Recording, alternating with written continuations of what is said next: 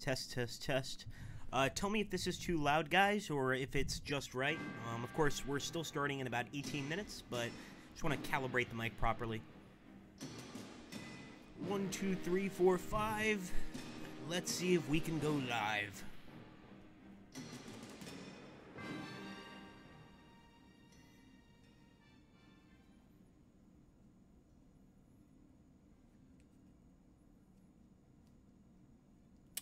Oh, you got to bring me in sometime, Piddles, because I really like EU4. I've never tried an EU4 multiplayer game, because it's kind of one of those games I really just like to enjoy. You know, since I've been a kid, I've really liked strategy games because I can basically, like, sort of imagine what's happening without actually seeing it, if that makes sense. So, you know, I've played as Portugal and taken over, like, all of Africa and just sort of just savor the moment. But I definitely want to start playing U4 more to get better at it. Bit quiet, says I Sunny Raider. Let's see if we can't remedy that. What about this, maybe? Is this better? This is somewhat louder. We can keep on pushing it, though.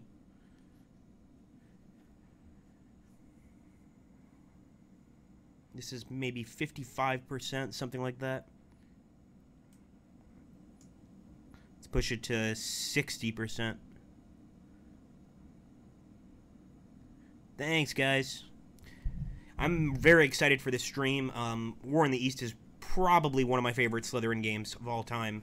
I'd put a Close Combat Gateway to Khan in there. But yeah, definitely one of my favorite Slytherin games.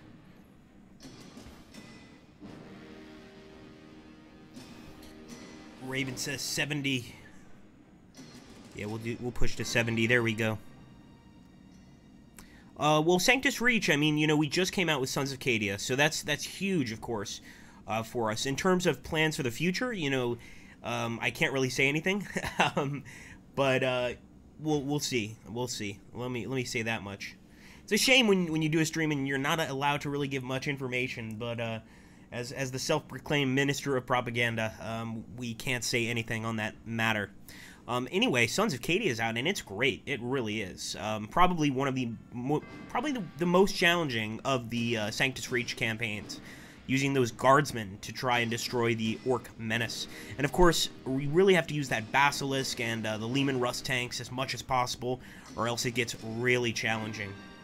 Alright guys, I'm jumping off mic here for a bit, but I will be back in about 15 minutes.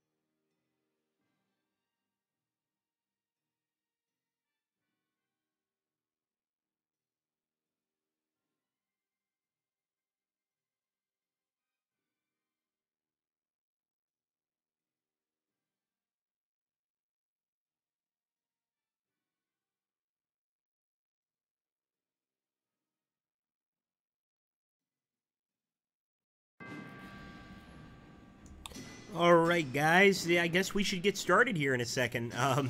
So we're going to jump in here in a bit. We're 3 minutes away from liftoff, and we are going to be playing, of course, as the Axis. This is War in the East. It's Dawn to the Danube and the Lost Battles. I have everything. I really love this game, so we have a ton of scenarios to choose from, as you can see. We'll probably take some of the shorter ones initially, and then maybe we'll start with the Grand Campaign and see how far we make it. Probably not very far, to be honest. This is definitely a tough game. Let's take a look here at the chat.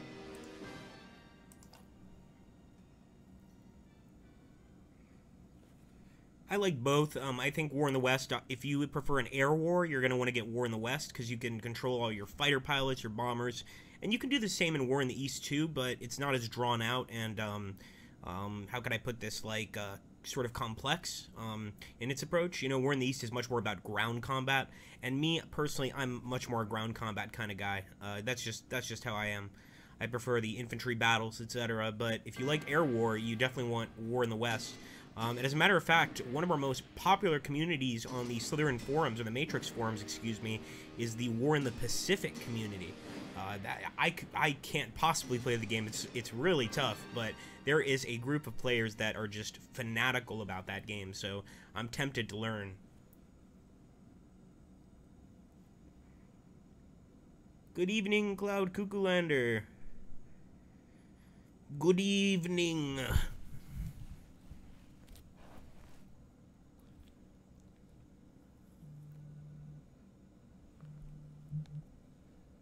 Alright guys, we're going to get started here. So I think we're going to start out pretty simple. Nothing's really simple in War in the East, but I think I'm going to take Case Blue Phase 1. So in February 1942, the German OKH began planning Fall Blau, Case Blue, a follow-up campaign for the failed Barbarossa offensive. The Caucasus was to be the principal objective. Phase 1 of the German plan was to encircle and destroy all Soviet forces west of Voronezh. So you can see here, as the Axis player, we have to advance rapidly to destroy the Red Army and capture Voronezh, but we only have 3 turns. So this is probably the shortest scenario in the game. A lot of these scenarios are like, let's take a look here, for instance, 224 turns. But we're just going with one of the simpler ones. And, you know, I'm also playing this because it's been a while since I've played War in the East, and I definitely want to see how I do. Too long. Yeah, it's possible. Alright, guys, here we go. So, let's get started with Case Blue. We're going to go ahead and load the scenario up. Sorry about Bandicam here. I'll get rid of it. 1 second. There we go. So, here we go, guys. So, basically, the way it starts is you can actually see the defensive line. Sorry, I need to find a comfortable position here. Yeah, we need to move this table, for God's sakes. Alright, give me a second, guys. Okay. No, we don't want to exit the game. So, guys, first of all, we're just going to go ahead and take a look at the weather zones. This is really interesting. By pressing W, you can actually see how the weather is going to be on a certain day, etc.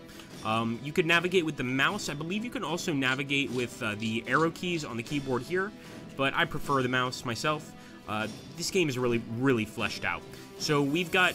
Basically, you can consider this Army Group South. You can consider this Army Group Center, and the pink you can consider Army Group North. We've got some SS motorized brigades up here. They're going to be very effective. Now, there's a lot of different ways to attack in the game. We could actually do like a sustained attack or a concentrated attack using all 4 units here, but I'm not necessarily going to do that. First of all, I'm going to focus on the air war. So right now, I do want to bomb enemy units, but I think our infantry can handle them. So I'm actually going to bomb cities. This is mean, but it has to be done. So there we go. We've managed to drop some bombs. Let's pick a target type. Let's try to hit their rail yards. And we are going to launch right now. Let's see what happens. City was bombed. And as you can see, we're trying to do some damage. We did 4% damage to the rail yard, which isn't bad. But this is also going to affect the units on the front lines. You know, it's going to make it harder for them to get supplies, etc. I'm going to try to hit the rail yard again. Launch. City was bombed. Very good. The Fliegerkorps. And looks like we did another 4% damage there to the rail yard. Give me 1 second, guys. Take a look here, make sure I'm not too loud or anything like that.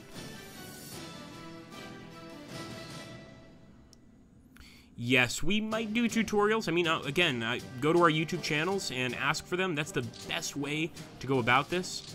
I'm going to hit the manpower here. As you can see, I'm not really using my planes right now against any actual enemy units. I'm sort of focusing more on the cities and the rail yards. But now, I think we can begin our attack. So let's go back to movement. And as you can see, when we go back to movement, we once again see the screen. So we need to get to Voronezh. This is pretty straightforward. We're going to take our SS units here. And I'm going to do a concentrated attack just with them. And it looks like the enemy tank brigade is committed to the defense. You can see here the damage done, 34 enemies. But we lost 86 men, so we actually came out of that not really very well. So we're going to go ahead and try to attack with all of these infantry divisions right here. And we managed to move the enemy back. 164 men lost, as well as some damage there. And we can actually always pause to take a look at the casualties if you guys want to do that. But of course, if we did that for every single battle, that could get a little bit confusing. I didn't mean to move the HQ on that tile, but I think he can still take on the enemy here. There we go. Enemy division routed, and we can see it over here near Voronezh, totally running away. Let's do the same with our SS division. We're going to attack again. This time, we destroyed and killed 548 men. Look at that. That's beautiful. The commander of our corps was Erwin Virov, and here we have Commander Nikolai Pukov. Now, another thing about War in the West, I know a lot of people here, we've got like War in the West, people that love War in the West, people that love War in the East. One thing that War in the West does that's really cool that I like is it gives each commander an actual portrait. I do wish War in the East had that.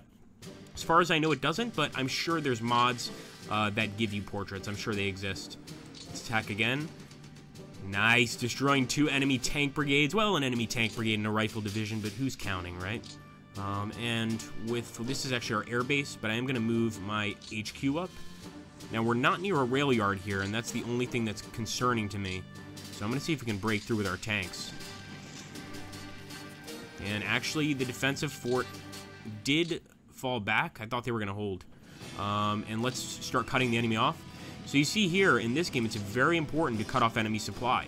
The more we do that, the worse they're going to perform. And we're basically just going to cut off all of their supply on the rail yards, and these units will be without any support whatsoever. Obviously, we're trying to do another sort of blitzkrieg maneuver, so I'm going to continue this attack. Yeah, das ist gut. 76 viewers. How's it going, guys? Thanks for everybody for showing up. Agrippa Maxentis here once again with the great Muso, the moderator, trying to bring you guys an enjoyable stream. And actually, Muso had some straw pulls he wanted to share with you guys, which I think are really important. By the way, we just destroyed 1,851 men. Now, a lot of those are probably prisoners, because they were completely broken at that point. But we have to realize at the same time, we can't just keep, getting victories and being happy about that. We need to move forward. So I'm going to keep on moving forward here. It's a little risky. And it looks like actually we got some Interdiction Fire. For those of you that have watched our Operation Art of War videos, you'll know what that is. So War in the East, War in the West, and War in the Pacific all incorporate that. And what that means is that there were some Russian planes that happened to be in the area as we were moving our forces, and they hit our unit. Didn't seem to be too effective, but nonetheless, that's always damaging to morale, of course. Here we go, look at this. We are sending them all running.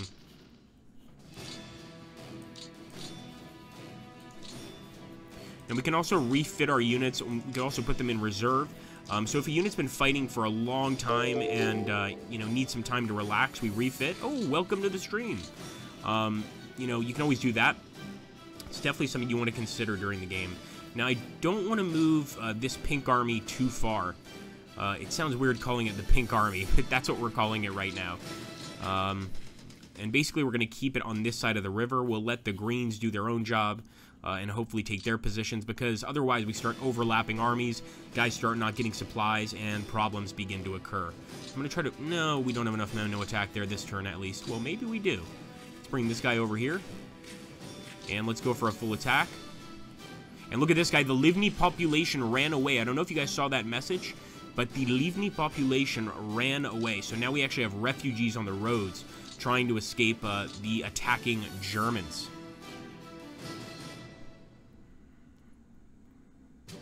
Oh, thank you so much, Fire Shark. I appreciate that, man. Yeah, it's I love the series. It's unfortunately not monetizable with YouTube's new rules, but it was very fun to do the Chechnya, and I'm still playing, and it is a tough fight. I learned a lot about the war just from the comments, and it's been really cool to see what people like you have to say about, you know, what happened in that war. It's just so controversial. Attack again. Look at that. Nice. 1st Guards Rifle Division defeated, and that's not militia. Those are tough Russian units. But we are not giving up. It looks like they got some support here, possibly from the Rocket Battalion, so maybe some artillery support of some kind. But right now, we totally are crushing the enemy in the field. So let's just keep cutting off these roads. Look at what, just look at what we're doing so far. Remember, we need to reach Voronezh in 3 turns, and that's why I'm taking so long to do each individual movement. If we want to reach it in 3 turns, we've got to be really close in 3 turns, basically. So let's see. Well, really close in 1 turn, really. Let's see what else we can do. Okay, let's check out these guys. They don't seem very good. Oh, they're Hungarian. So, unfortunately, not the best in terms of fighting. The defensive force is held, so it's going to be a lot harder to maneuver this area. We might want to bring our bombers in to actually hit the target. Let's do it, guys. There we go. Ground forces were bombed. It looks like we killed 31 men, but they did have a Yak fighter and an anti-aircraft gun, so we took a few losses there. Let's just basically bomb this line. Now, I will say War in the East makes it a lot easier to control your Air Force, and that's not to say it's better, because in War in the West, it's a lot more fleshed out. So here, we're kind of taking a shortcut, honestly. I'm also hitting their airfields, but I think we can probably get those with our tanks eventually. Let's hit them again here. We'll pause, and as you can see, look at that. Beautiful. We managed to actually kill 70 men, damage 24, wounded, essentially. Let's get back to the regular view. Let's take a look at the rail view. You do want to take a look at the rail mode occasionally to basically make sure you're getting supplies, etc. What did I just do? Sorry. It's my fault.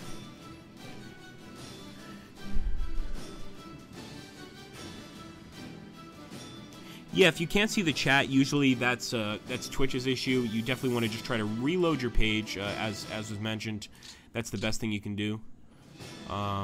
So I'm thinking these guys should be able to move a little bit more. Again, it's been a while since I played the game. Oh, yes, this guy can definitely move. He's got to be able to. So let's select just him.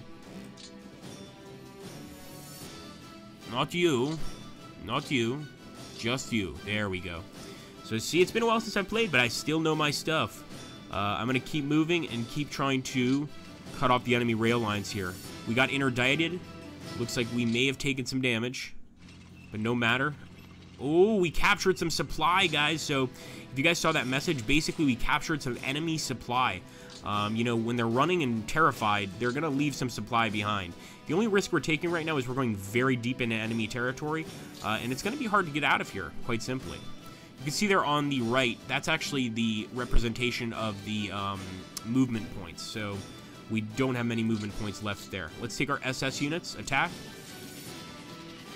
And we still didn't manage to take this area. We didn't even manage to reduce the level of the fort. That's disappointing.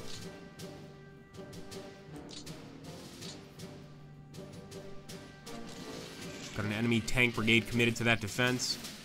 Yeah, 52 men lost on our side, 20 on theirs. Not really anything special. I don't think these Hungarians are going to be very helpful at all. What's this? This is just a regular Wehrmacht infantry division. All right. I like this. Let's go ahead and do a concentrated attack. And actually, as you can see, they even brought in some actual air units to assist here from their airfields. But we did manage to beat them. Only 71 men killed on the enemy side, but it's good enough to do some damage. We didn't manage, however, to rout them, which takes a little bit longer.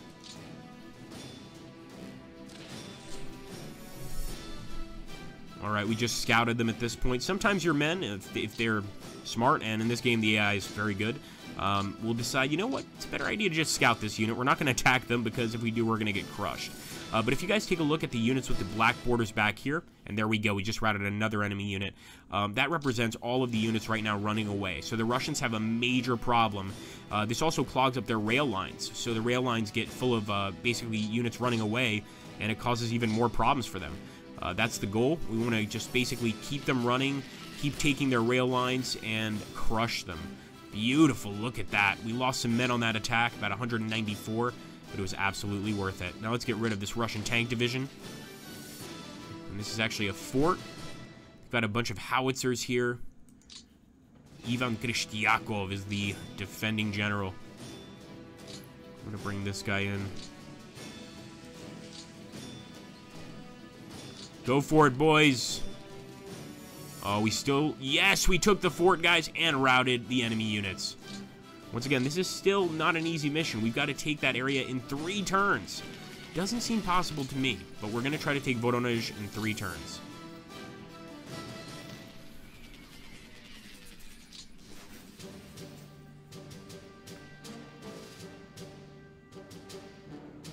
That's a really good idea for a pull, by the way, Cable. Really cool idea, man.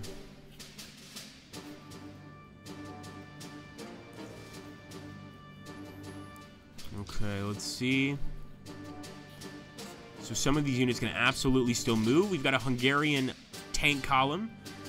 No need to waste that. So I'm actually going to go ahead and take this Hungarian tank column and see what I can do to damage the enemy rail line.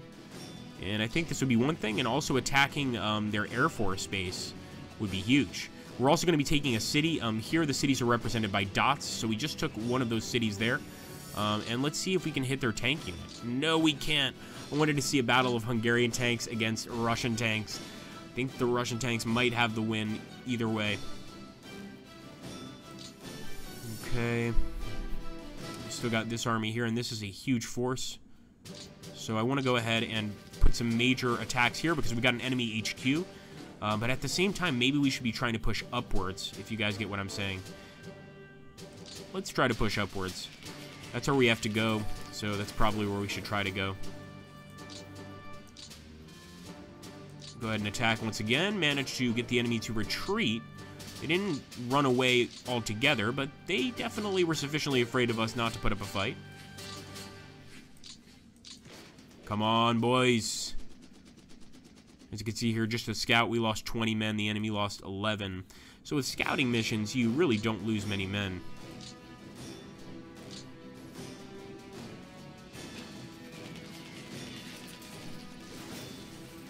As you can see here, the enemy brought in Yak 1s, lags, hurricanes. Hurricanes? Lend-Lease. Why, America? Why? There we go. We managed to overrun this enemy position. And this is the 3rd Guards Cavalry Corps. So you can absolutely see that at this early on in the war, even 1942, well, not too early on in the war, really, basically midway, the Soviets were still using cavalry.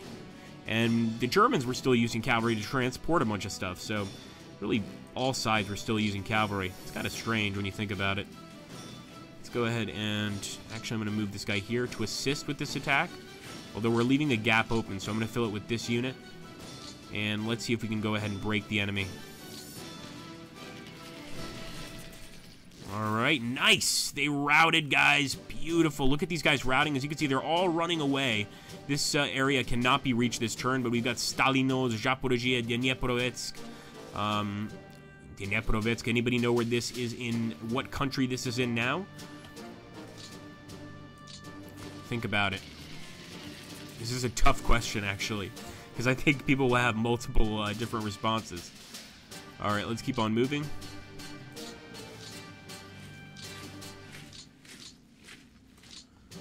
Let's go ahead and grab maybe a few units here. You know, I think that they've had it for this turn, which makes sense, honestly. We've done our job, but we need to keep on moving. There we go. Another cavalry corps retreated. I want to rout them, obviously.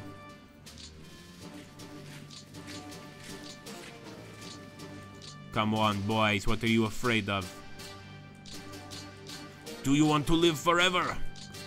I guess they do. Guess they do want to live forever. Okay, move up here.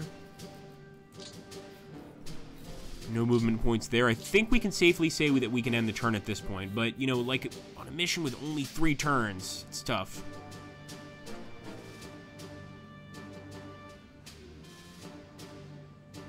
Ah, nice,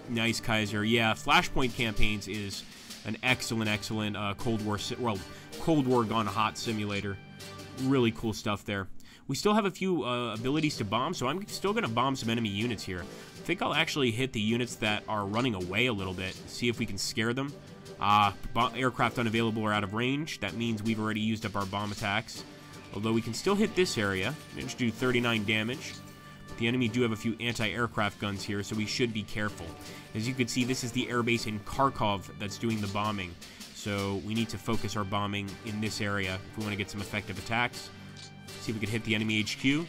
Wow, men lost 136. There's going to be a few dead Soviet leaders for sure there. Very nice. All right, we're going to end the turn.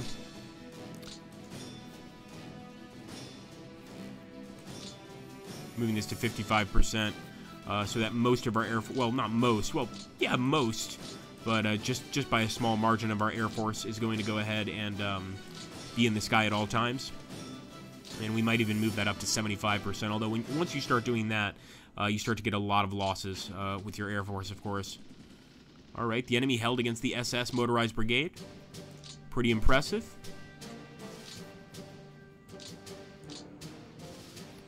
Okay, let's end the turn, guys. Wish us luck. Yes.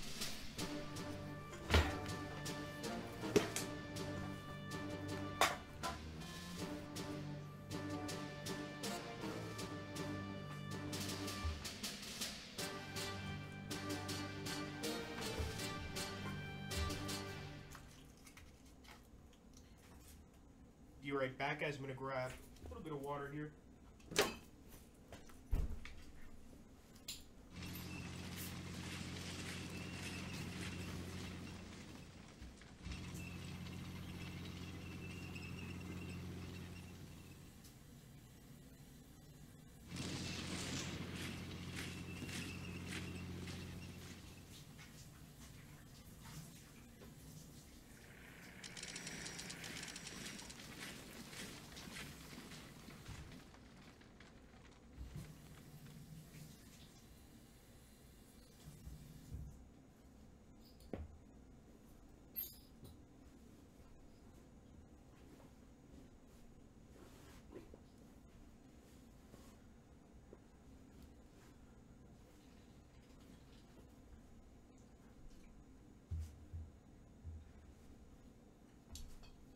Okay, guys, so here we get a really nice summary of everything that's happened just in that first move.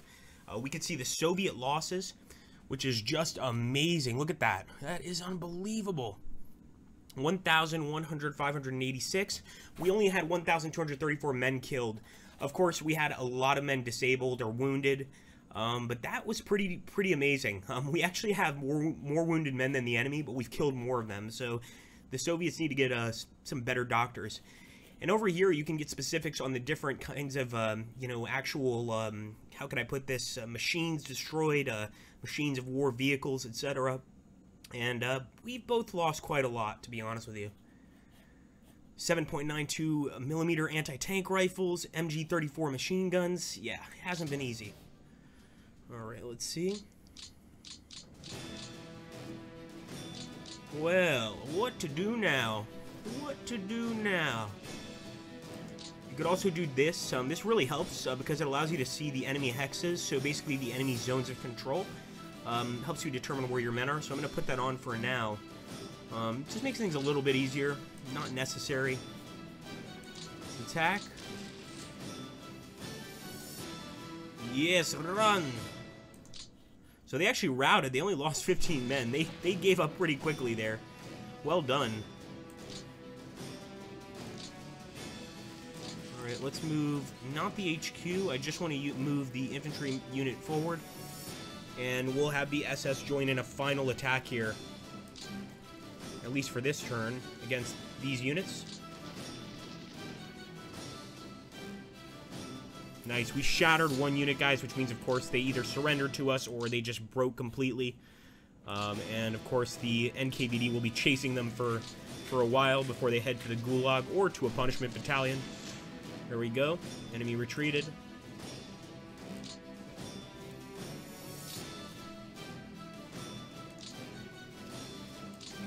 And I'm actually going to be attacking this way. So I'm going to try to open the way for my tanks, honestly. I want to see if I can open the way for my tanks. It's going to make things a lot easier for us, but it's not going to be easy to actually establish, because as you can see, we're quite a ways away from the enemy infantry here. But we'll see what we can do.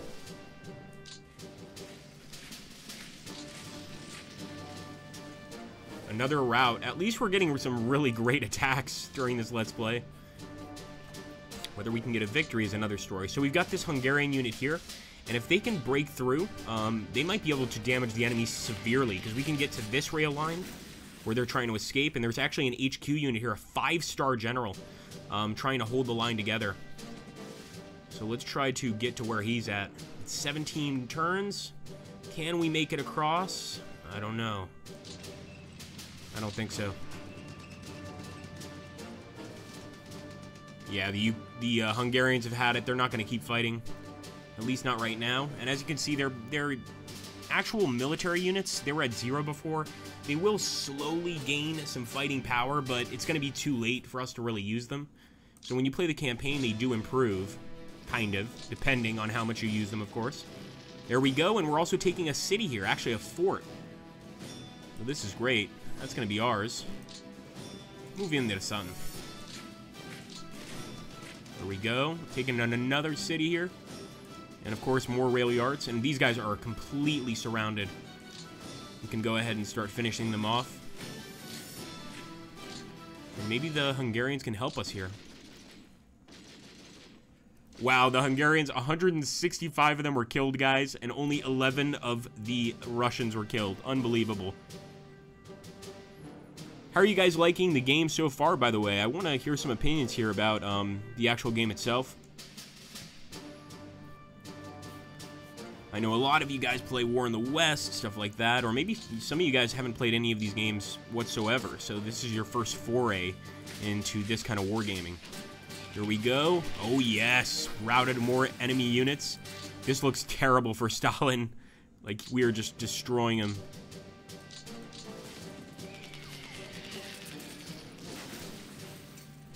Here we go once again. Nice. We're not getting these, like, bloody victories like we were initially, because now the Soviets know they need to run as soon as they see us. But it's still good. I mean, we're still doing pretty well. Doesn't really matter if we get bloody victories as long as we rout these units.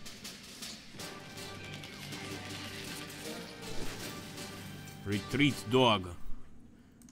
Move, comrade, and you must take them all. I have no idea if when I do my little voices, if you guys enjoy them or if you just think I'm completely schizophrenic. Should take a poll. Let's do a poll on that one. All right, here we go. Let's grab some more units back here. Actually, we don't have many. We've got this guy, and I kind of want to get him to go back here because he can start attacking the units that are retreating. Believe it or not, this can cause a lot of chaos. As you can see, we captured some supply. And now we can move on the enemy HQ. He just ran away, of course. That's going to leave all these guys in a lurch. And we can't take the rail yard because we've got this tank here. So I'm going to see if I can move him out of the way. Thank you. And now the rails are ours. Let's move this guy this way.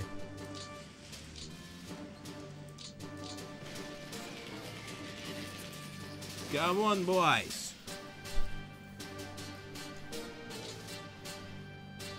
Definitely schizophrenic, says Musso.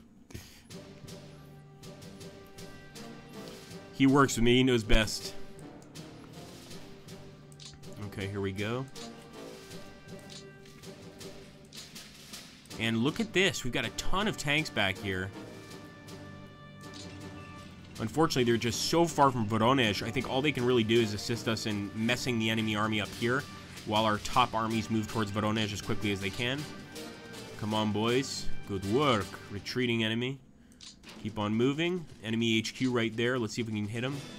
I think he's going to ditch, though, before we can get to him. No! He's not going to be able to escape.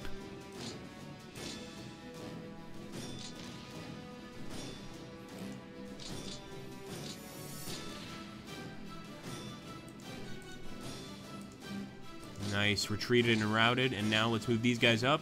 We'll go for a full assault on the enemy HQ. Looks like only the tanks can manage it, and that was Kirill Moskalenko. We killed 419 men. Wow. And they lost 401, which means that those guys are our prisoners now. Really good news. We're also completely cutting off the rail lines here. But we also need to keep our HQ close. So let's keep this guy close and finish off anybody behind us. We don't want stragglers cutting off our rail lines and doing the same thing to us. But like I said, we only have one more turn to win this scenario. And this is why I do encourage, as much as I think these newer, like, easier kind of scenarios, not even easier, let's just, oh, welcome to the channel. Not even easier, let's just say, you know, more approachable to a new player. You should really try to experiment and start doing other kinds of scenarios. We also have security divisions because, believe it or not, in this game, partisans will appear. And if you don't have security divisions around to basically police the area, the partisans will just run around and run amok, basically, and do whatever they want. Let's take a look here at the chat.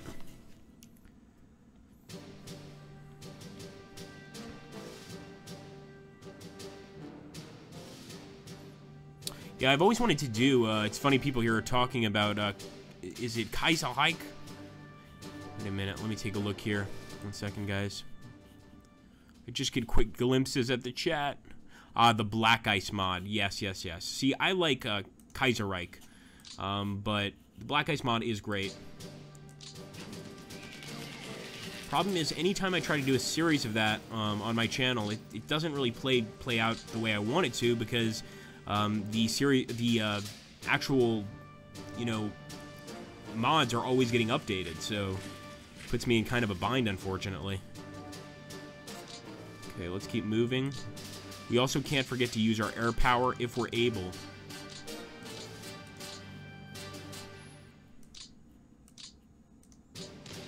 Come on, boys.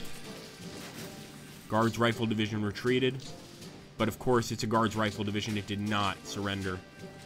But it will now, for sure. Nope, still just retreating.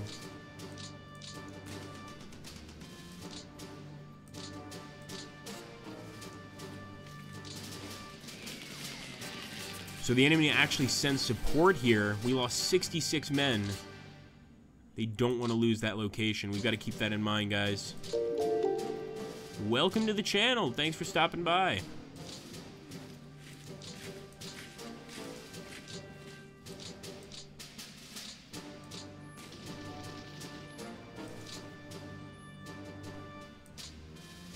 Alright, we're going to have to send in our Hungarians for this one. Nice job! The Hungarians actually managed to get the division to retreat. Still got a very strong attack here. Let's go for it. And defending forces held. So I'm actually going to send this guy to the front here near Voronezh. And I'm bringing the HQ along. This is the most important location. Come on, boys. Take Voronezh, and look at that, we're capturing supplies. Capturing fuel is always great, because then you don't have to rely on your HQs for a few turns. But I don't think we have that ability right now. I don't think they have much fuel themselves, so all of us are in trouble. Welcome to the channel. Wow, we've got a lot dropping in today. Don't forget, guys, if you're new to the channel, please do subscribe to our Twitch channel here, and make sure to subscribe to our YouTube channels as well. If you could put that down below, Muso. We've got so many viewers. I want to make sure we don't forget at the end of the stream to let you guys know. Let's go ahead and take a look here. Definitely need to keep attacking. Wow. We have got the entire enemy army routing. Wow, we might actually get a victory here, guys. I don't want to jinx myself, though, but yeah, this is looking pretty good for us. Get out of here, Red Guards. I hate the rifle divisions. I mean, we're really close to Voronezh. Really close.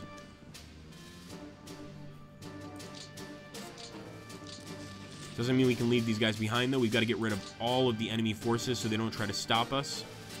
And yeah, we should definitely try moving a bit. So I'm going to deselect these guys. Move these guys forward. You can see the retreating forces immediately evacuating.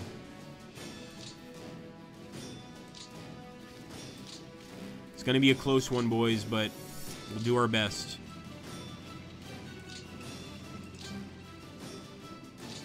That HQ up.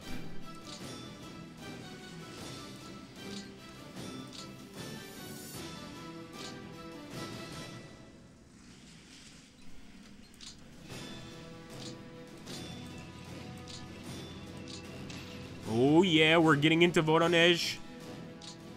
These guys are heroes right now. The 9th Panzer Division and the Guards Motorized Division. I think we're in Voronezh, guys. We just got 1 unit there, but that's better than nothing.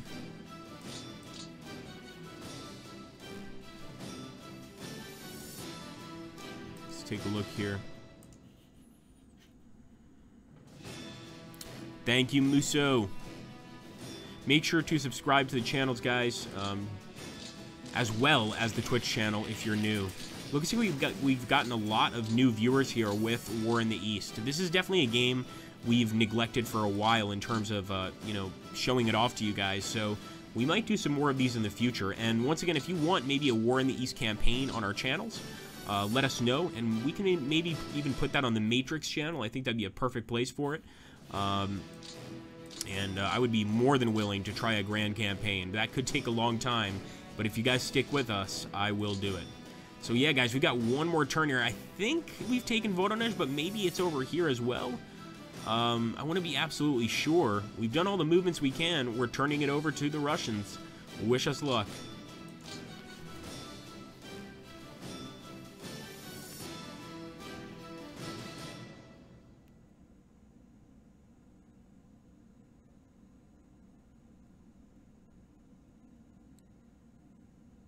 And if you guys saw that, there's also a rail repair system. So that's another issue with partisans. If partisans pop up, they will attack your rail yards.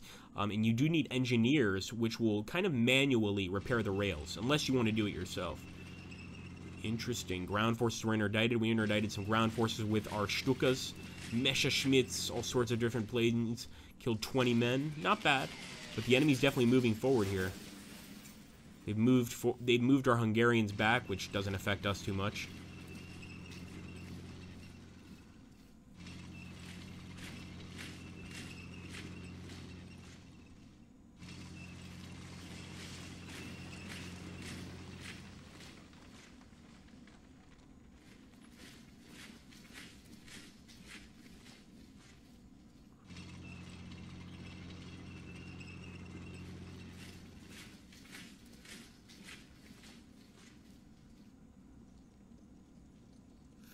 Alright, this is a little concerning. You can see that now they're kind of trying to cut off our supply line. Not sure if they're going to succeed, but they're definitely trying to break through here a little bit. Because if they can mess our supply up for just 1 turn, then we can't get to Voronezh for sure. I think we're in Voronezh, but I think Voronezh might be more than just that 1 spot. I think it might be 2 or 3 spots, honestly. So I want to see what happens.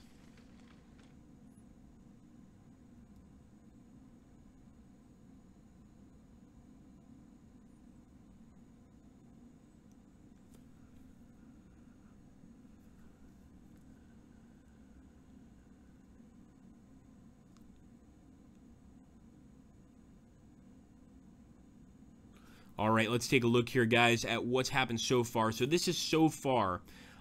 It shows you the current turn and total. So Axis losses, it looks like men killed. We've had 7,242 men killed, which is a lot. But if you look up here, we have 20,531 men lost. And that's basically because a lot of these guys are wounded. Some maybe are missing a leg or just, you know, are seriously wounded and aren't going to be coming back for a while. Men captured, we had 140 men captured. Now let's take a look at the Soviet losses. They've lost 50,647 men, a tremendous amount of guns, AFVs, and I don't know what SP and AC stands for.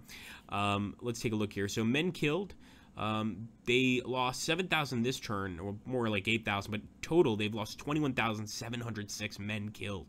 Men captured, we've captured almost 7,000 of their men right here, 6,936, and 126 men came back on their end, 83 came back on our end.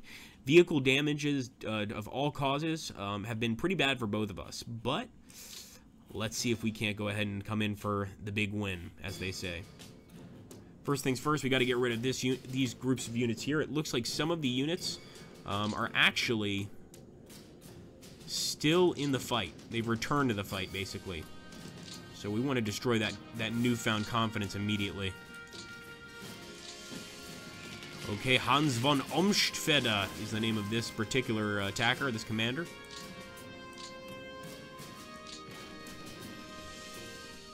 And they have surrounded us at Voronezh. See, this is what starts to occur. So we're going to have to try to break our guys out.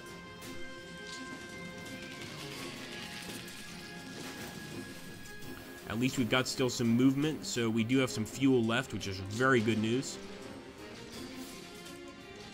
There we go. Enemies routing. I love it. All right, nice.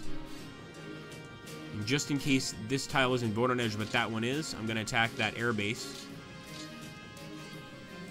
Should be able to attack. Maybe not. All right, this guy has to wait in Voronezh.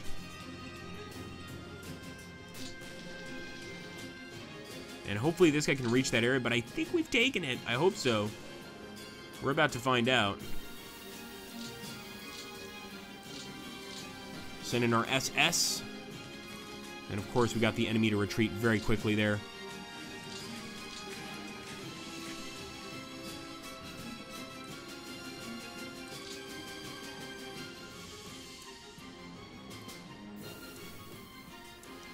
I don't think this will work, but I'm going to see if we can bomb all of these units out of Voronezh. We're basically going to be trying to bomb an airfield here. They've got 25 Yak-1 stationed at that airfield, but I'm basically sending all my bombs that way if I can. All right, let's bomb this area. 49 enemies down.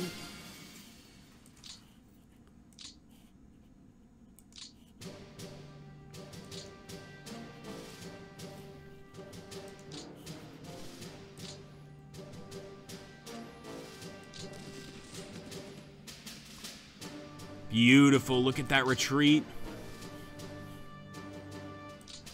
What's this? Can this tank make it through? Ooh, this is interesting, guys. I don't think he can, but we may be able to actually break through here. We're going to have to attack a fort, but actually we completely destroyed it, and actually the fortified region surrendered. So we have some more Soviet prisoners, and I'm almost certain we've got some more movement points. Unfortunately, as you can see, just like in war, in Operational Art of War, depending on the difficulty of the terrain, just because you have, like, 24 movement points, some of the terrain is going to cost 4 to 5 movement points. Each hex could actually cost a significant amount, so you've got to keep that in mind too. As you can see, it looked like we could make it there, but not quite. Okay, there we go. Enemy retreated.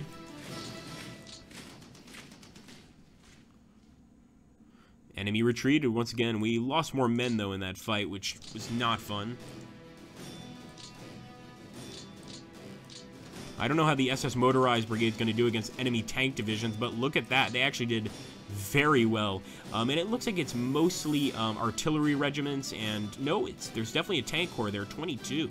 Come on, man. They should have been able to hold out. We definitely had more men attacking, over 22,000, but I would have expected a better fight.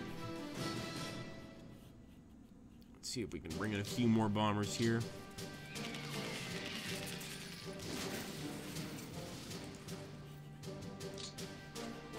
"53 men killed on the ground."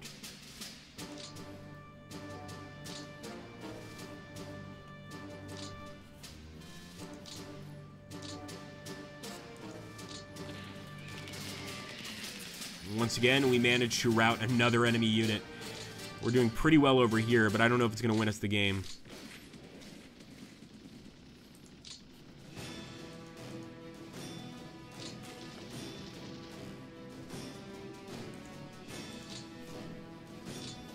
I have to say, the enemy here is pretty brave. They're holding on for their dear lives.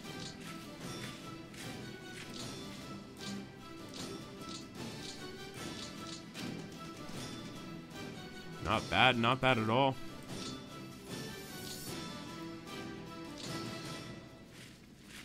So now what I'm going to do is completely ruin the Soviets' day. I'm going to destroy that unit. Shatter the Rifle Brigade, as a matter of fact. Not much left in it either, 366 men. And then I'm going to use this tank to cut off their rail lines completely. So even the men that are retreating aren't getting any sort of support, any sort of food. They're totally cut off. This should be able to really mess the enemy up.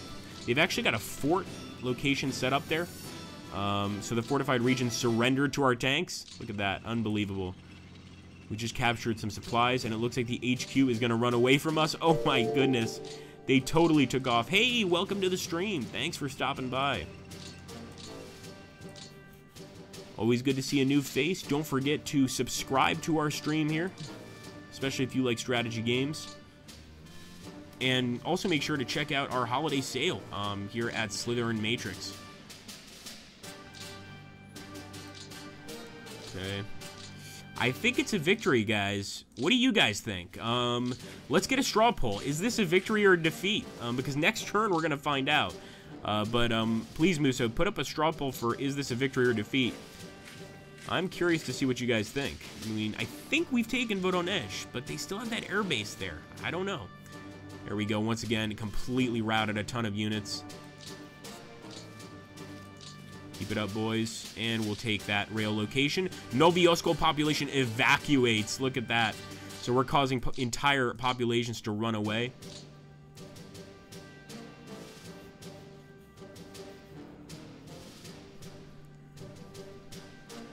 Now, keep in mind, you don't only have to play as the Germans in this game. You can absolutely, if you like, play as the Soviets. Although it's definitely a harder experience, without a doubt.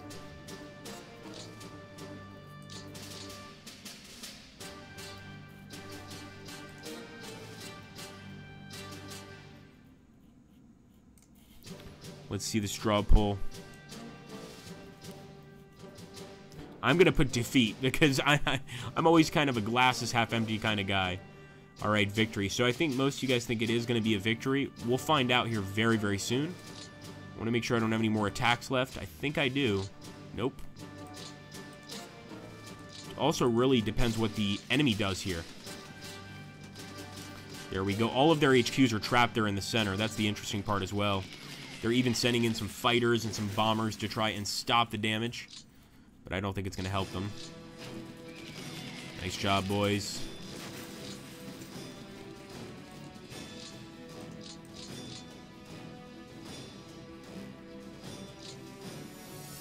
These HQs away from the enemy.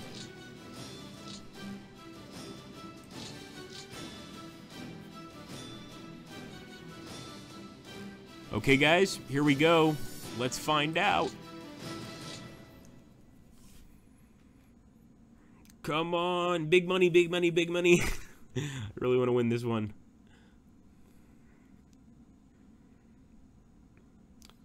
Yeah, I think we took Vodonesh for sure. Again, I could be wrong, but that definitely looks like Vodonesh.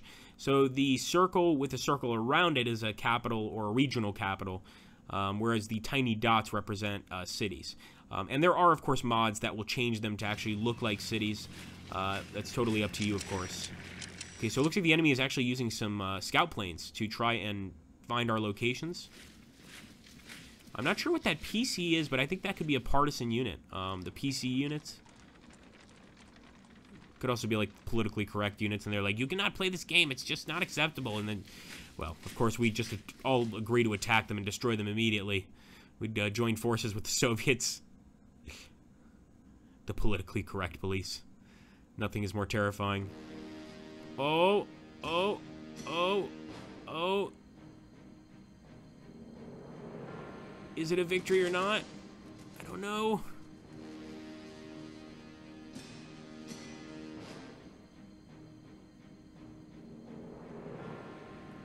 Oh, we see a lot of dead Russian tanks.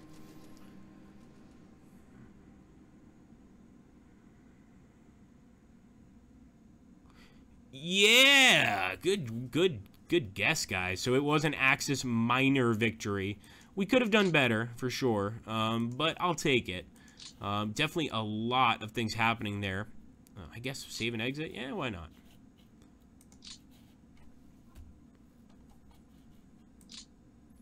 Okay, not bad, guys. So a nice little minor victory there.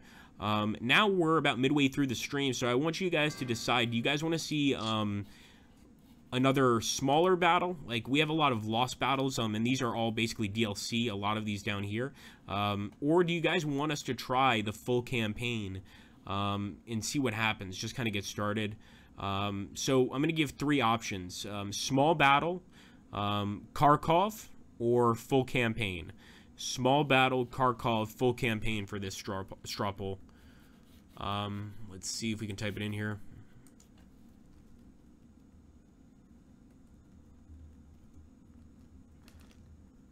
Kharkov is amazing as well. I actually have a book, Kharkov, 1942, I believe, or is it 1943? But it just details the massive amount of armor during that battle. I mean, that is just a battle that you could see armor for miles and miles and miles and miles and miles and miles and miles. Just unbelievable. Something that probably no human being will ever be able to see again. And probably not something very pleasing visually. Well, for the first few seconds, it's probably pretty cool to watch. Alright, let's see the straw poll here. I'm going to vote for small battle. Just because I want to see if we can finish another battle. Full campaign. We got 2 votes for full campaign. We'll give you guys 1 minute to decide.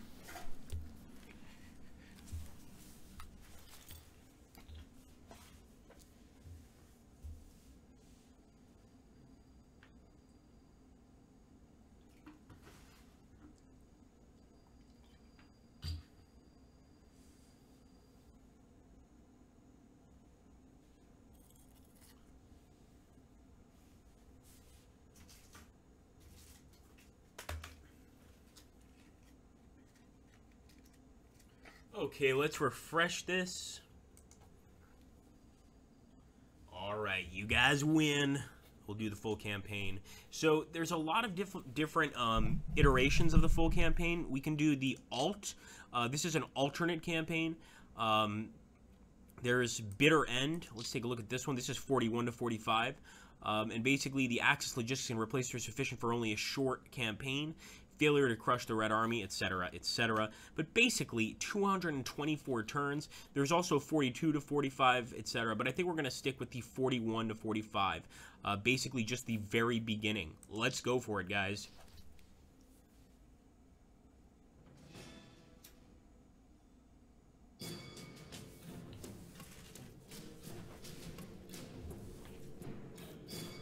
Okay, here we go. This is interesting. Now, I don't know if this is supposed to be... This could be part of the campaign. Like, maybe it's supposed to be kind of dark. I don't know if you guys are noticing. It looks a bit dark, right? Just a little bit. Let me take a look here. Yeah, if that was my monitor, that would definitely look also dark. So this is... The start is a little bit dark here. Maybe we're attacking at nighttime? I'm not sure. We'll have to see. So, let's get started. Brest-Litovsk is, of course, a major point of contention, but I think what I want to do is get a blitzkrieg going. So let's see if we can send this tank forward. Look at that. That's really pretty. These are the swamps of, what's that area? Oh my goodness, the Dnieper swamps. That's what it is. The Dnieper swamps are terrifying. And as you can see, we just scared off an enemy general unit, but we're not stopping. We're going to go to their airbase here, capture some supply from them, and basically just do what we did last time, do the blitzkrieg, and try to cut through their lines and cut off their rail yards. Managed to take another city there. Awesome. Keep attacking, boys. Remember, this is the initial start, guys, the very beginning. Just imagine the passions on both ends. Number one, the German passion to win, to push through Russia, and, of course, the Russian terror at the sudden German assault. And just anger, you know, at feeling betrayed almost. There we go. We killed 828 men. My goodness. This is going to be a bloodbath. Alright, HQ, you can stay behind. Don't worry about us. Keep fighting! As you can see, our men have a lot of fighting spirit right now. They just managed to rout an enemy unit. There's also some enemy security units. And these guys, the Russian security units are much more made to keep their own men in line, if that makes sense. Sort of a morale boost. Whereas our security units are made for both purposes, to keep men in line and to defeat partisans. I've played this game for a long time, and I've never seen pro-Axis partisans. But maybe it's possible. Certainly a lot of people in the area of Belarus, modern-day Belarus, were supportive of the German attack. Of course, that didn't include the Jewish population, the Gypsy population, and many others. So it was not a friendly invasion by any means, but there were a lot of members of the Belarusian population that did join the Germans. So that's something to keep in mind. So maybe we will see a partisan group or two. Who knows?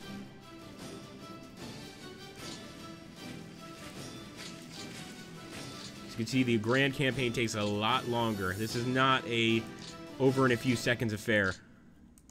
We should be able to attack.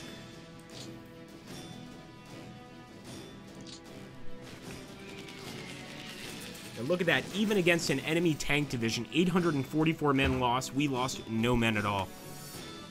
Keep hitting these guys.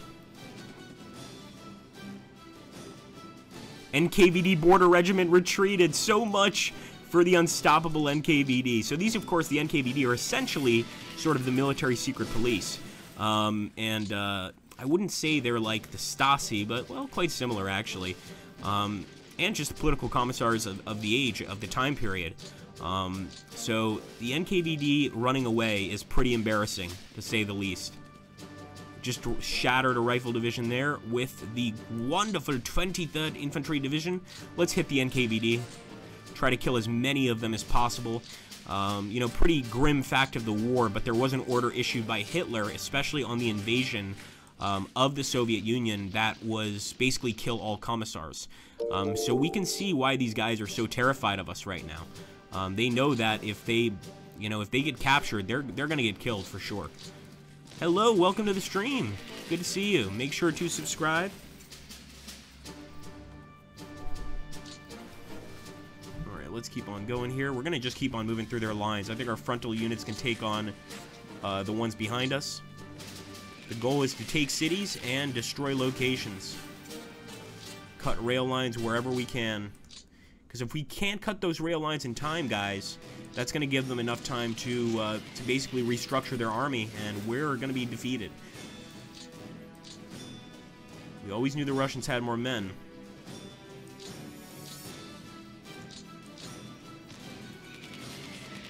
There we go. Enemies retreating. Keep the HQ right here, nice and comfy. I'll go ahead and hit this fort so it's not a problem. And the fort surrendered. 1,243 Russian prisoners right there on day one. And another fort surrendered.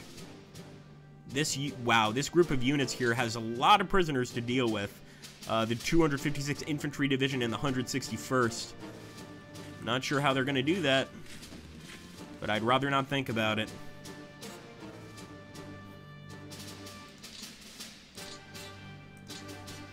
Alright, let's start cutting through those rail lines.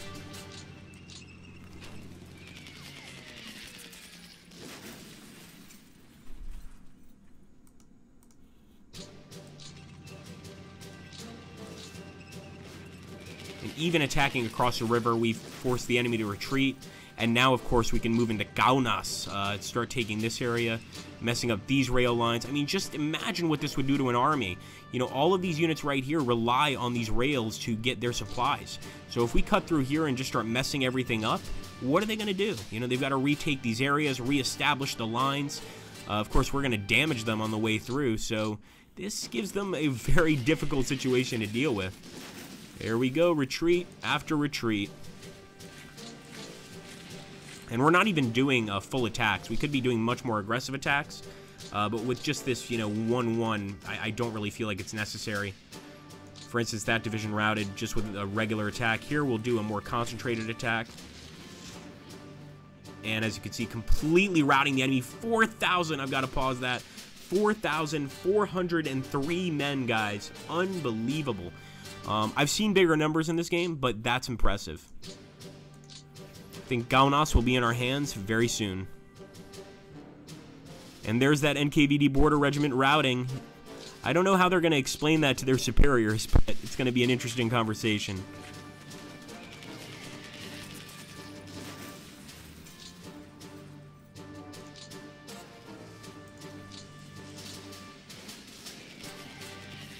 Once again, routing more enemy units. Now, another great thing about War in the East is it really lets you take the Eastern Front into your own hands. I've had so many arguments with friends, you know, all in good fun, of course, about the possibility of whether or not the Germans could win the war in the East. I personally don't think they could have, no matter what. But, you know, maybe you think they could have. And you can prove it in this game by, of course, employing your own strategy. Maybe you're not going to use the Blitzkrieg. It's totally up to you. I tend to use the Blitz. My strategy in this game is to take my tanks, cut off all their rail lines, and take my infantry and just roll them over. And it seems to work pretty well for most of the time. Of course, once you start getting into 42, 43, things start to change very quickly. And you're not always going to be the one with the brilliant attack. You're going to be the one retreating. In this case, though, look at that. 1,535 enemies. The end of this day is going to bring a lot of Soviet casualties. Let's see if we can bring more Soviet casualties than the Germans did on day one here in our game. If somebody can get those numbers, that would be great. How many Soviet casualties on day one? And actually, I think these are week-long turns, so maybe in a week. Get out of here.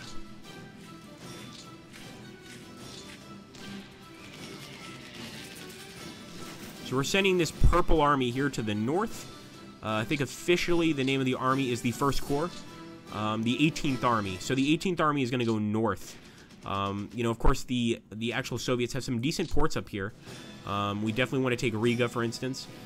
So we're going to commit these guys up here. And also, it's not a very big army, all intents and purposes. So I think this is the perfect unit to send up there. But as you can see, we've got some Soviet tank divisions, etc. moving here, and I think this is mostly infantry. We want to be a little bit careful. Let's hit that security division.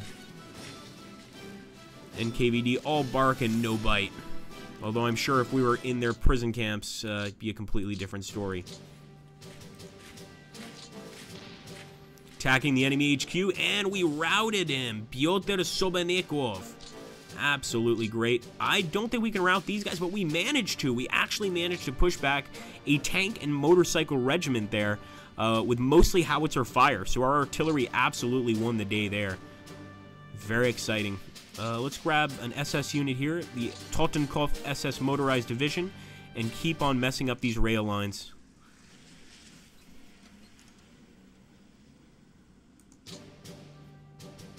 Take a few cities in the process. Actually, I'm more concerned with messing up the lines.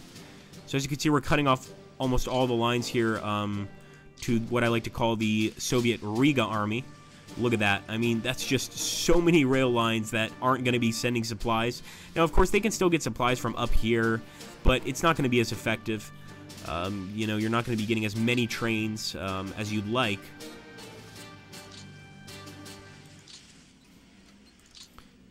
Okay, let's send this guy this way.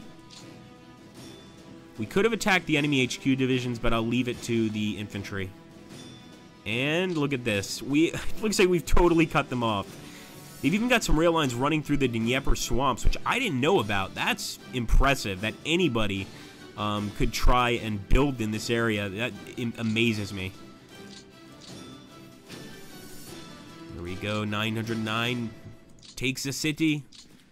And just for you newbies, basically the dots represent cities, and the land that's not red, the land that's clear, represents basically our zone of control.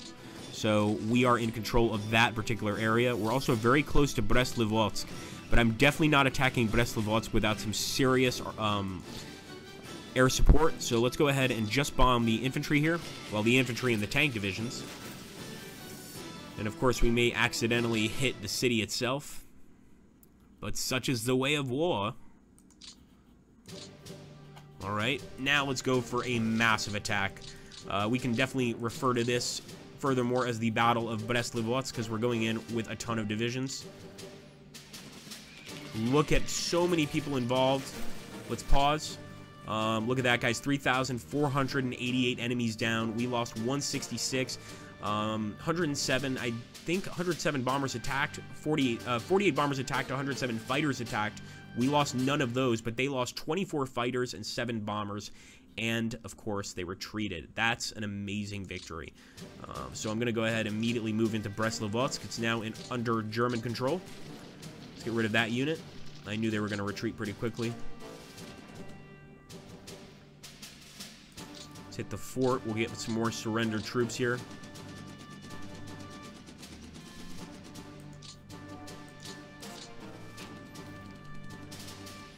Once again, beautiful route there. this entire area is under our control. Even the villages surrounding Brest-Litovsk, and we're nowhere near them. So the people have pretty much realized, yeah, I think the Germans are going to be here a while. Let's go ahead and hit the HQ. And as you can see, we've captured 1 ton of supply and 3 tons of fuel. Wow. Wunderbar. There we go. Enemy division routed.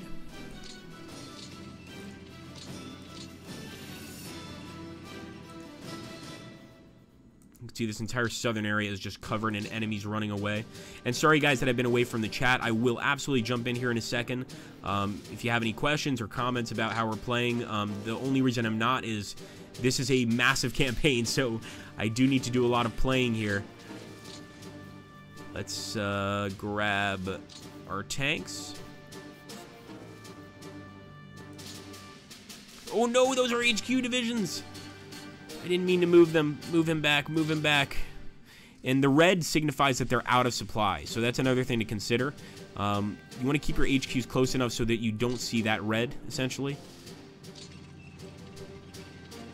In this case, of course, we're out scouting ourselves, so we're probably going to be out of supply anyway. HQ's orange, so it's not great supply, but we're getting some supply, essentially. Now, as you can see, once again, going back to movement, okay? If we go here into this open territory, it's only going to cost us 2 movement points, which is pretty cheap. But if we try to go here into the Pripyat swamps, it's going to cost us way more, and we can't afford it. So that's one thing about the Pripyat swamps. Don't move through this area. I always try to avoid Pripyat whenever I can, unless I'm playing a certain game. Not in this one, though. Want to stay away. There we go. Beautiful win. I almost feel like we don't have to keep any defensive forces near Brest. I think we have it pretty much under our control. And here's the Das Reich motorized division. Let's have them start cutting through the Pripyat swamps. No, you know what? I'll be friendly. I'll have them cut through this area. It's still the beginning of the Pripyat swamps, but it's not as bad. Enemy HQ division running away, of course. Now we can attack because we're out of attack and movement points, but definitely something to consider here in the future. As you can see, guys, this front is huge. Just look at this. I mean, this is not a game that is easy. And this particular battle is 225 turns.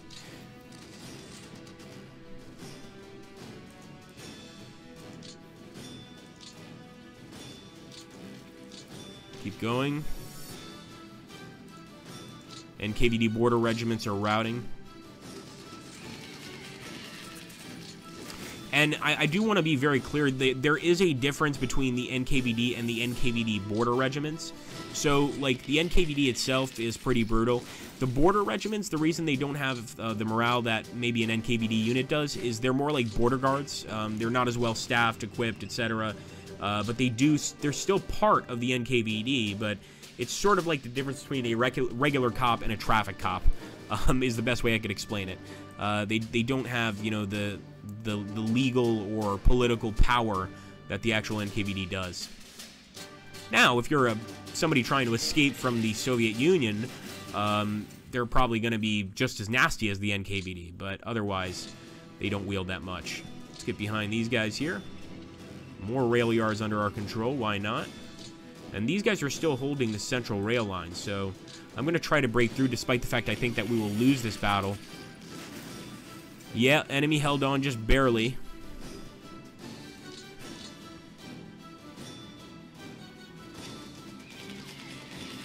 And the reason they didn't retreat there is because they actually had a unit committed to their defense.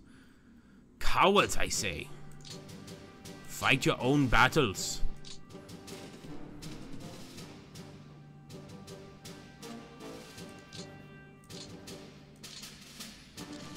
Look at that. Look at all of the air superiority here and assistance that's been given. I mean, just unbelievable. They sent in MiG-3s, Ibis, Il-16s, of course. Just an unbelievable amount of attacks. And they lost 23 fighters, 8 bombers. We lost none. We only lost 87 men. They lost 733. I mean, this just goes to show you how in the first few days of the war, well, the war on the Eastern Front during World War II, this is just a massive loss of manpower for the Soviets. This surprise attack was definitely a surprise attack. Here we go. Another group of enemies surrendered. And, of course, now we can make it to Lvov, yet another city that we could take and cause a lot of damage to the Soviet cause.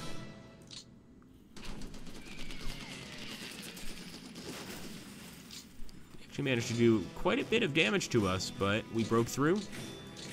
And without that annoying Nkvd unit, maybe they'll be a little more likely to run away. Let's take a look here at the chat. Sorry, guys, I have not been in the chat for a while. My apologies.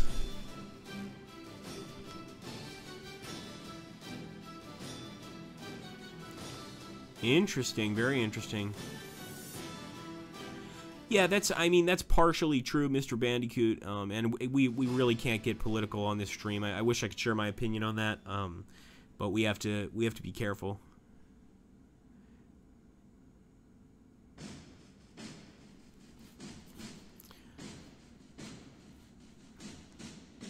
Yes, absolutely, Van Bishop. So yeah, the border guards, these Nkvd border guards are not like, you know, hard-nosed Nkvd drill instructors, not by any stretch of the imagination. You could probably give them a pack of cigarettes and they'll let you through, you know, that sort of thing. But that's not to say they don't still have some power and don't wield some control. So here we go, massive attack we're doing here. 374, they actually held. Wow, I'm very surprised. They actually held. Of course, a few of the Soviet units managed to hold out. For those of you that are not familiar with Fortress Brest, for instance, also a great film, a Russian film, but based on a true story, where basically the Soviets were able to kill a number of Germans and remain in their location in Fortress Brest long after the German army had passed by that location by several hundred kilometers. They held out for a very long time. I don't remember what happened entirely, but I do believe that some of the men did survive to the end of the war, of course, in prison camps. But very, very interesting defense, and definitely goes to show that if men are driven, you know, to the ends of sanity, they can do just about anything. Of course, the Germans did eventually break through. They ran out of ammunition, and it had to end eventually. But it was an amazing show by the Red Army. Here we go.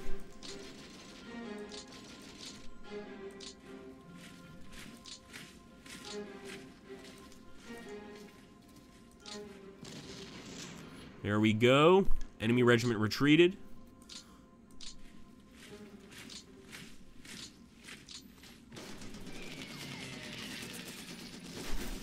And they held, which kind of makes sense. We're still near Lvov here.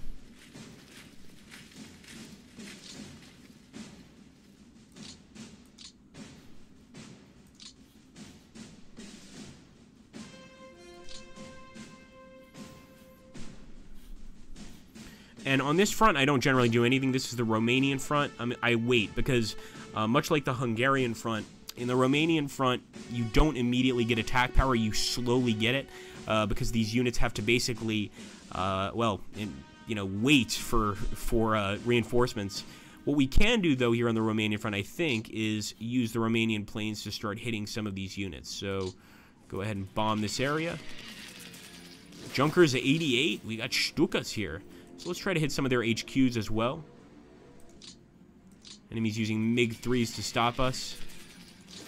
But we also want to bomb here across the line, because the enemy could try a counterattack, and nothing is more annoying than doing really well on every other part of the front except the south. Then you have to start sending troops here. It's not fun.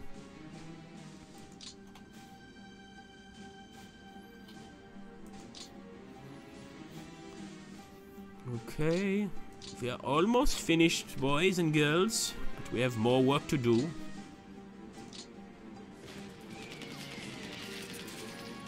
Actually, I should have done a concentrated attack just then. We'll try one right now. Basically just smashing them from all angles. Nope, that didn't work. Wait a minute. Here we go. And they held. Wow, very impressive. Maybe that is Fortress Brest.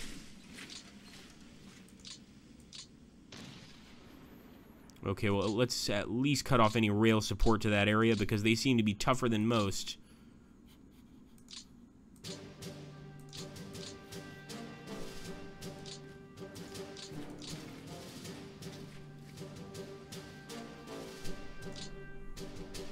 I don't think I'm going to attack again. I'm going to be a little more careful. And we can always deal with them later, so we can mop them up later on in the game. We don't have to focus on them right this second. There we go. Another enemy division retreats. I can't wait to see the end of the turn, just to see the casualty counts, honestly, guys. We can actually look at them right now by looking at the info screens. But for me, I always like to sort of tease it out a bit and just wait till the end of the turn to see how well I've done, or how poorly I've done. Don't forget, we've also been attacking, but I think we've mostly taken enemy prisoners. We've pretty much followed the German war goals to a T. Hit these retreating units. Why not? Maybe we'll take some prisoners. Maybe not.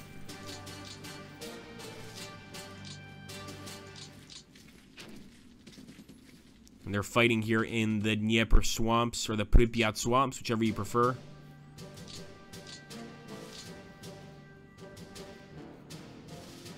Alright, we'll keep moving forward with these units as well. Again, you want to always be moving, especially in the beginning of the war. You don't want to stay stagnant at all. You've got to constantly be moving, constantly attacking. I know it sounds time-consuming, but that's how you're going to win. And obviously constantly using your tanks to do things like this and just harass the enemy. Hit their HQs, make them run, scatter them. Let's go for attack here on the HQ, and look at that. Beautiful. We also destroyed an AT artillery brigade. 1,884 men captured. We had to have captured some commanders there. And we've taken a very important area. This railroad connects to all these other rail lines, which is going to damage enemy supply very, very seriously. Let's keep on attacking.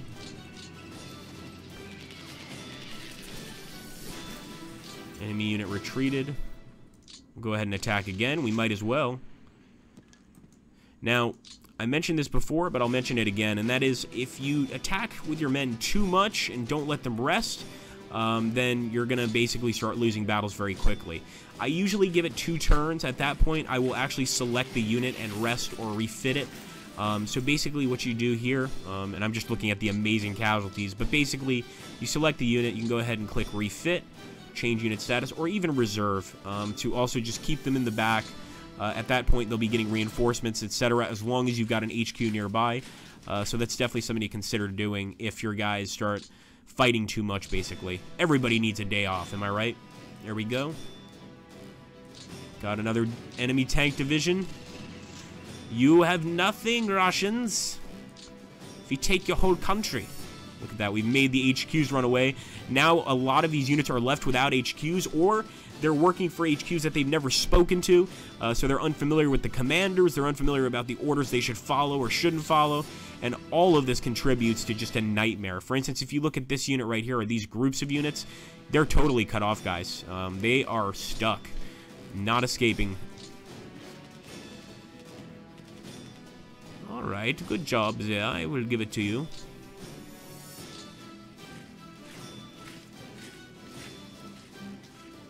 Also got some SS divisions back here.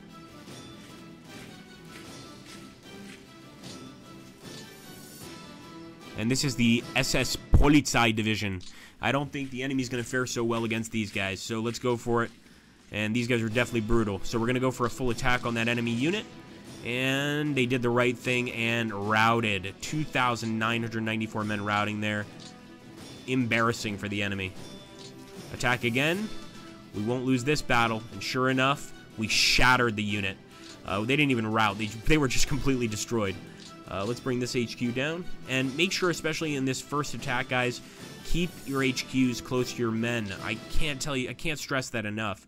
If you select this HQ, I can see that these guys that are in the red, they're not getting any supply, and the guys in the yellow are getting minimal supply. So if I move a little closer, now it's looking a bit better. Also, some HQs correspond to other HQs. So this HQ is getting his supplies from this one right here. You got to keep that in mind as well. So keep them together, because that's how you're going to get reinforcements, ammunition, all that fun stuff. Okay, I think we can keep these guys here. We're almost ready to end the turn, guys. But as you can see, one turn in this game can take an entire half of a stream. It's not a game to be taken lightly. We're going to move the tanks through. Once again, keep on taking territory.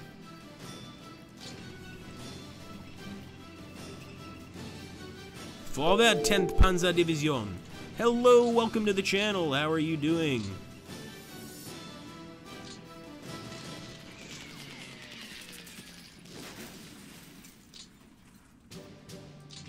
Keep following these HQs. Once again, the HQ is the first to run. Wow, that was amazing. So we defeated a motorized division, and we didn't lose any men. I was really worried about that because they actually had some attack power. But it looks like Konstantin Rokossovsky did not succeed in defending. Once again, the HQ units retreating. Absolutely wonderful news here. Now, of course, on our Hungarian and Romanian fronts, we can't do as much damage to the rail yards. But as long as we can keep that up here, then we should be doing really well.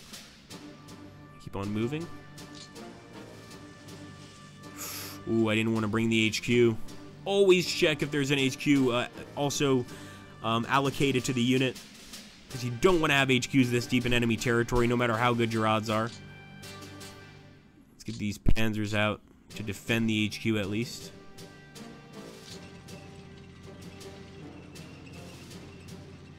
Ooh, enemy HQ division nearby, and they're going to run. They're not going to put up a fight. That's good news.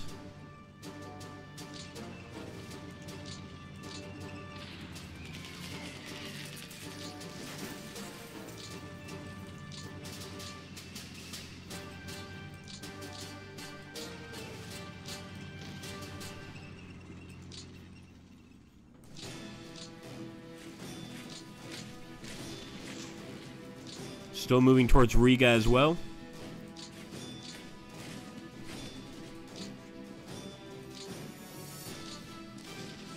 And they're going to join the retreating units. Grab these guys and keep moving forward.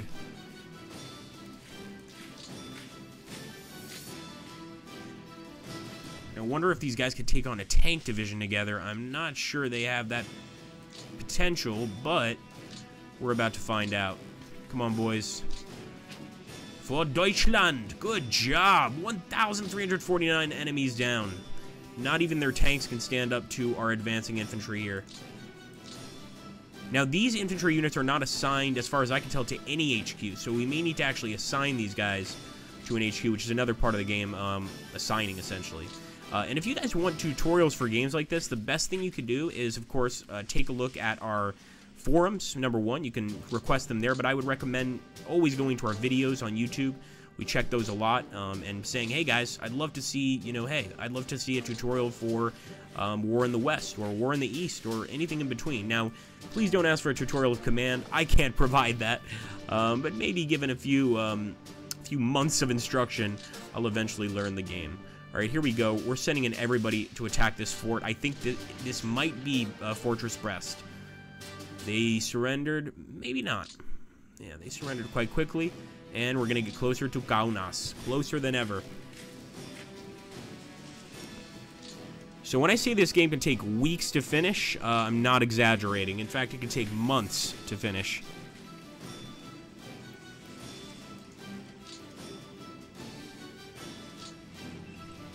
All right, let's see if we can drive the enemy out of Kaunas. Here we go, full attack. And yes, they routed. Look at that. The enemy didn't even have a chance to evacuate the city. So those civilians are trapped under our iron grasp.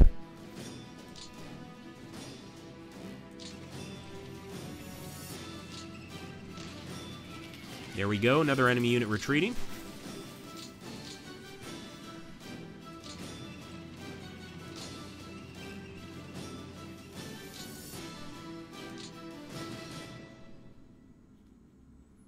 Send this guy over here.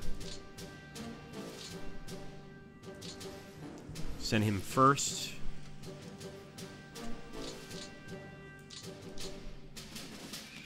And there we go. Merkis is ours. But I still want to make sure this guy runs away. He is retreating, but he's not routing, and I need him to route. There we go. That's more like it. That's the spirit. All right, we'll go for another last-ditch effort attack on this fort. And finally, we got them to surrender. Beautiful.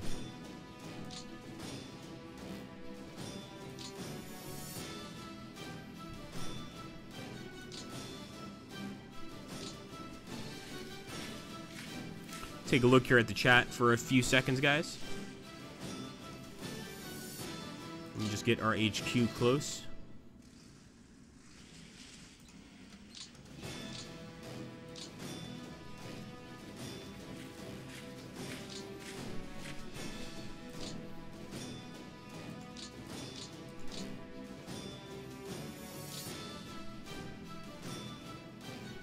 Okay.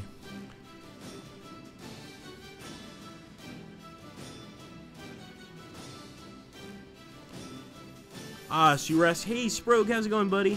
So he's asking about the Hearts of Iron 3 comparison. I'm not sure if you're asking for Hearts of Iron 3 comparison to this game. Very different games, obviously. You know, this is an operational level war game, so this really tries to recreate the actual Eastern Front, and you know, gives you all the challenges and difficulties of the actual Eastern Front, including, you know, mud, rain, snow, etc. So I think they're very different games.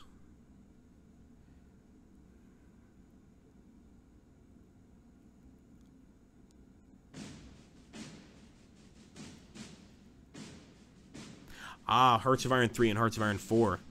My goodness, they're discussing non-Slytherin games here. Muso, we need to jail them. We need some sort of judiciary system here.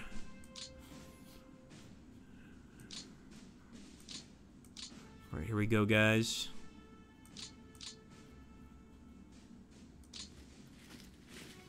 So it's pretty cool we took Kaunas. That's a big win. We could do even more damage. Vilnius might be ours. Not this turn, but definitely next turn. Actually, no, it's ours. It's in our zone of control, so we've also taken Vilnius. Not bad at all.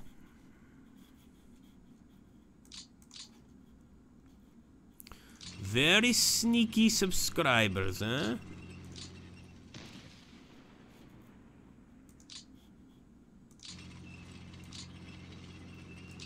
Okay, they actually have quite a tank army here. Let's see if we can fight it. They're actually using their artillery, or their AT brigade, to fight back. And they retreated. They did manage to kill 82 of our guys, though, and probably took out a few tanks, but to no avail. Now, that is an anti-tank unit right there. Don't really want our tank hitting that guy, so we're going to try and backtrack a bit. Get to this town. That's more like it.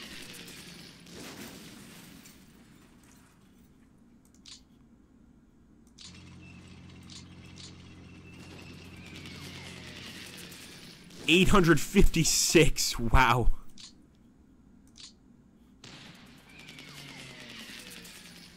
Wow, the defending force is held here. Let's go for a major attack again. There we go. Finally, they retreated, but they didn't rout. They will rout after the 24th and 4th Infantry Division arrive here. Maybe not. Alright, so it looks like Lvov is going to be the next step in our actual capture proceedings, because they're all running to Lvov and basically trying to get some supplies there.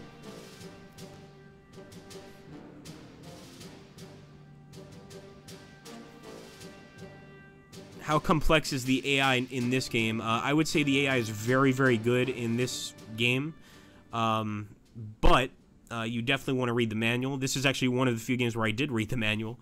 Which might explain why I'm doing pretty well here.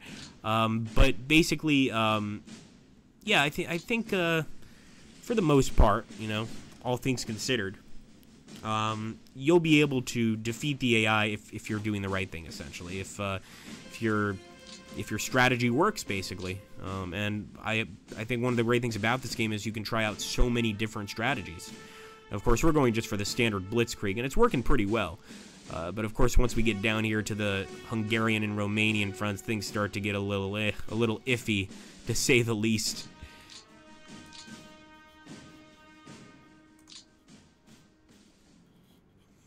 Okay. Let's end the turn, guys. I can't wait to see the casualty count here.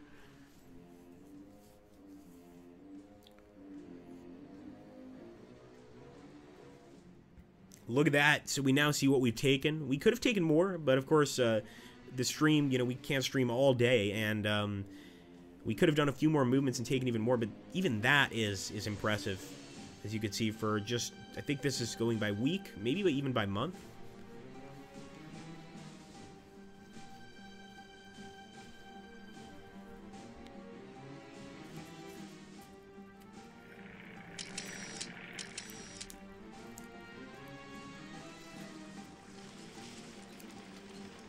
Oh, it looks like the enemy is going to put up a little bit of a fight here.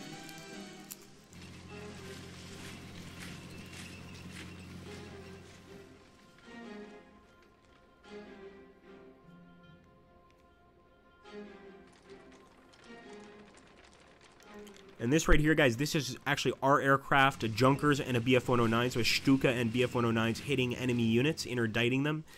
Basically, our guys are flying air patrols around the area. And just like in War in the West, although War in the West does this much better, I must admit, in terms of the air war, you can dictate how many of your planes are going to go out, where they're going to scout, where you want them to bomb. You can do all that stuff. But War in the West draws that out. I would definitely say War in the East, what we're playing today, is much more a game for the infantry combat lover, the tank combat lover, whereas War in the West is much more a game for the air combat lover, because the control of the Air Force in that game is just incredible. But I'm a War in the East fan personally. I always will be. And it's because I love infantry combat, and I love the Eastern Front. I mean, just so much can go wrong, so many casualties. It's pretty cool.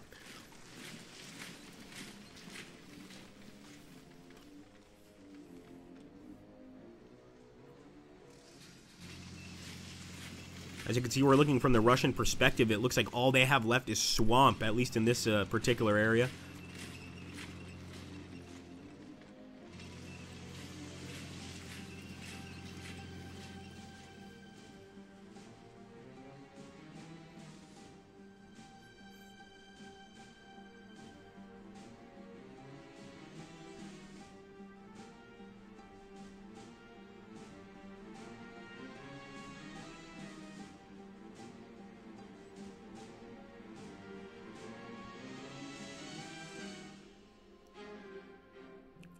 Okay, let's have a look, my friends. So, Axis losses for our side: men killed 1,554, men disabled 13,314, men captured 224. So we lost 224 prisoners essentially to the enemy. For the enemy, men killed 19,329. Total men killed 30,489. This is just unbelievable. I mean, really, really crazy. Incredible casualties, as you can imagine. It's just really incredible to see this. It makes you wonder just how they were able to sustain this. And no, look at this. Soviet losses are 268,000 men. Now, they had 30,000 men killed, but look at this. Men captured 135,000. So even though our kill counts are fairly similar, we lost 24,000. They lost 30,000 in terms of killed. In terms of actual captured, we took 135,000 prisoners. And we're going to take more, of course, because we've cut the enemy off almost entirely. But that just goes to show you the immense nature of these campaigns and of the actual war in general.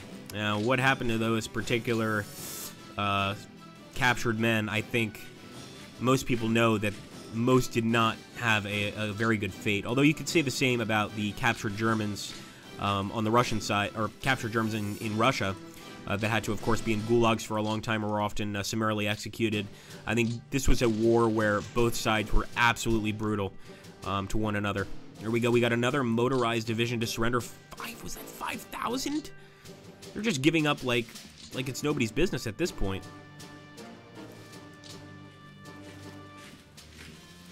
Now, I don't usually send an infantry unit through enemy territory this far, but I figure we might as well try to disrupt some rail lines.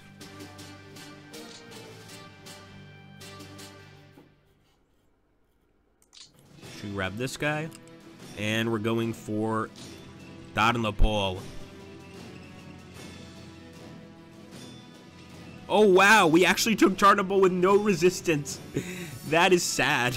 But Yeah, so we've taken Tarnopol with no resistance whatsoever.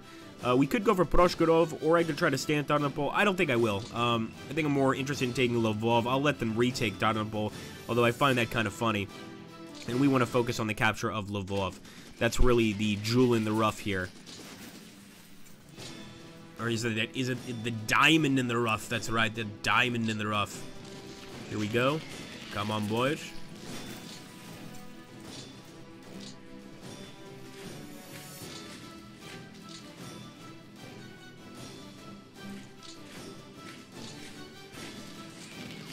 Here we go, enemy routed.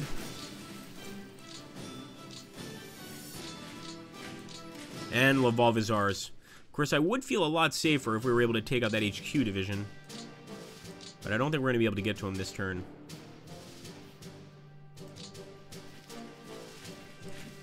Security force versus security force? Let's see. Oh, we just lost 20 men. Yeah, that's basically just a little police shootout there.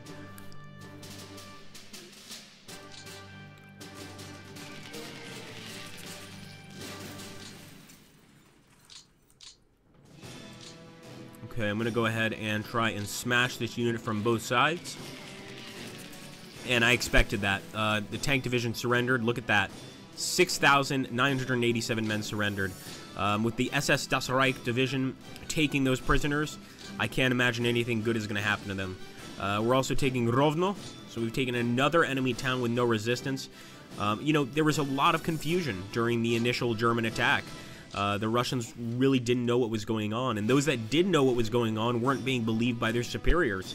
So with that kind of madness on all sides, it's hard to even know that you should be in town. Like, oh no, wait, there's enemies attacking over here, I need to go here, we need to leave town. Suddenly the enemy shows up at your town and takes it, and now you're cut off. So this was quite common, at least in the beginning of the war on the Eastern Front.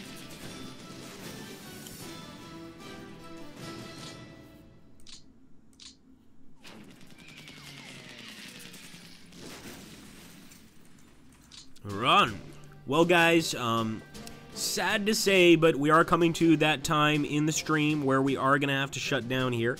I hope everybody had a great Thanksgiving for our American friends, and I want to thank everybody for showing up. This was awesome. We have 67 people viewing the stream right now on Restream. I'm sure we have even more viewing on our YouTube channels. So it's really good to see that you guys enjoy these games, and thank you, Fireshark, also for following that series on my channel. That's really cool. Everybody's been just great. I hope you guys enjoyed watching War in the East. This is a really, really interesting game to stream, but of course a very long game. Very long. So I hope you guys enjoyed and had fun, and maybe we'll take a look at another one of the War in the games in the future. Thanks, Agrippa, for our daily fix of wargaming porn, says Van Bishop. That was glorious. Thank you so much, Van Bishop. And thank you, Fireshark. Okay, guys, I hope you all have a great day. As always, Musa, thank you so much for moderating, and take care, guys. I think we'll share some of our channels here and also share the holiday sale link so that you guys can get the best prices on all Slytherin Matrix games and pick up whatever you're looking for this holiday season. All right, guys? Take care.